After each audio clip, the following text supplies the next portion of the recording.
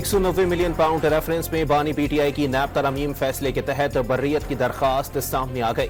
नैब तरमीम फैसले के बाद रिलीफ मांगा। सेक्शन 4 के तहत काबीना के तमाम फैसलों को इस्तिस्ना हासिल है। इस्तिगासा ताहाल इल्जामात साबित करने में नाकाम रहे हैं। तरमीम की रोशनी में दरखास्त गुजार के लिए सजा का कोई इम्कान नहीं।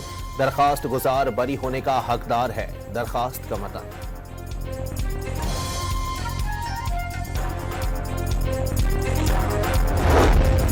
सदर मुमलिकत आसिफ अली जरदारी ने वफाकी दारुल हुकूमत में जल्द से जुलूसों को रेगुलेट करने से मुताल्लिक बिल पर दस्तखत कर दिए।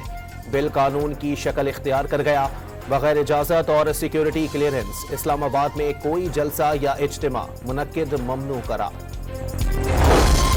और तहरीक इंसाफ की इस्लामाबाद में पावर शो की तैयारियां। वजीर आला खैबर पख्तूनख्वा की मुदाखलत के बाद जलसे की जगह तब्दील। जलसागाह के अतराफ कंटेनर्स पहुंचा दिए गए।